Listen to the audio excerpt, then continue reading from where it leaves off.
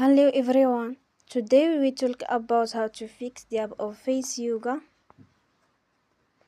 We will go to settings.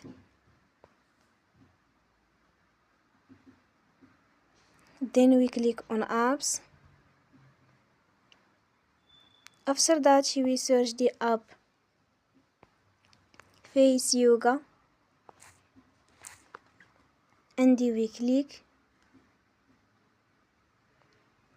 You will on for stop. After that we go to storage.